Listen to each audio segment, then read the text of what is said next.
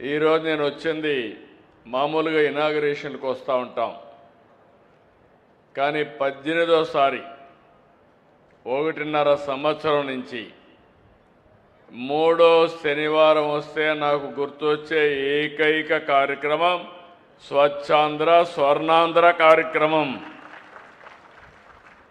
ఇది నా మనసుకు చాలా దగ్గరుండే కార్యక్రమం.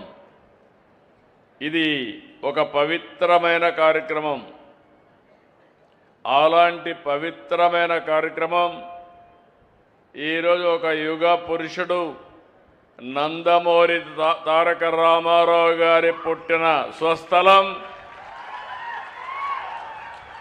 మొట్టమొదటిసారిగా ఎమ్మెల్యేగా నిలబడింది ఇక్కడిని నిలబడిన స్థలం ఈ గుడివాడ ఒక పుణ్యక్షేత్రం అని మరొక్కసారి మీ అందరికీ తెలియజేస్తున్నా.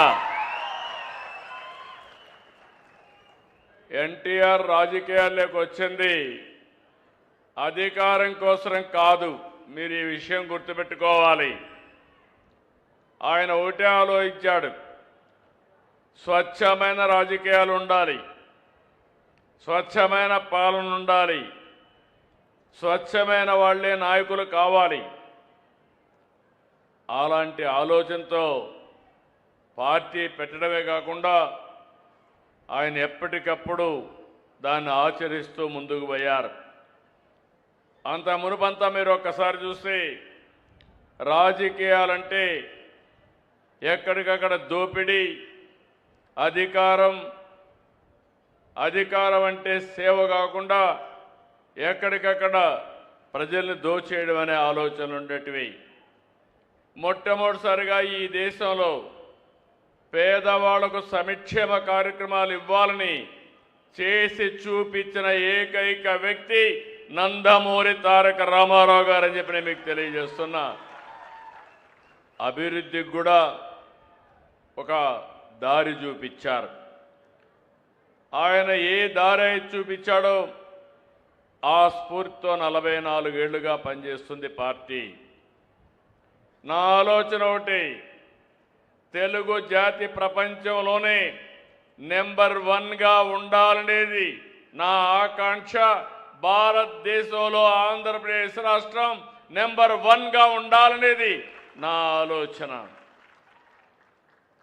ఏదో అభివృద్ధి చేస్తే లాభం లేదు, అన్ని విషయాల్లో కూడా ఆదర్శంగా ఉండాలి. సంక్షేమం అర్హులందరికీ ఇవ్వాలి. ఇంకా ఆదాయం పెరిగితే పెరిగిన ఆదాయం నుంచి సంక్షేమ కార్యక్రమాలు కూడా ముమ్మరంగా ఇస్తాం. ఇంకో పక్కన మీరు చూస్తే అభివృద్ధి లేకపోతే ఆదాయం రాదు, ఉపాధి ఉండదు.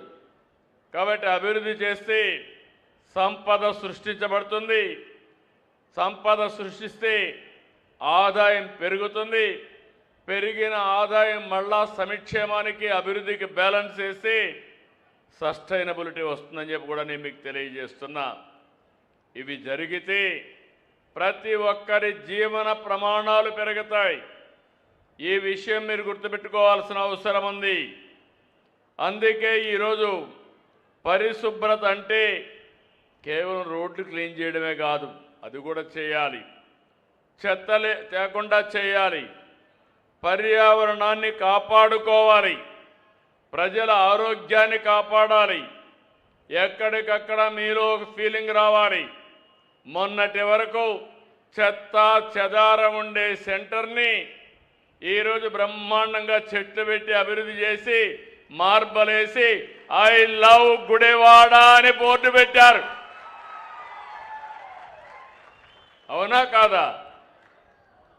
మీరందరూ కూడా గుడివాడని లవ్ చేస్తారా లేదా అని అడుగుతున్నా, అభిమానిస్తారా లేదా అని అడుగుతున్నా. అనేవాళ్ళు చేలు పైకెత్తండి, ఐ లవ్ గుడివాడ అనేవాళ్ళు చేలు పైకెత్తండి. అందరూ ఐ లవ్ గుడివాడ అన్నారు. కానీ ఎంతమంది గుడివాడని అభివృద్ధి చేయడానికి పనిచేశారో అది కూడా ఆత్మసాక్షిగా చెప్పాలి. ఎంతమంది పనిచేసే చేతులు పైకెత్తండి. ఇక్కడ తక్కువ చేతులు పైకెత్తాయి. అక్కడ అందరూ మేము గుడివాడని అభిమానిస్తాం. నేను పుట్టిన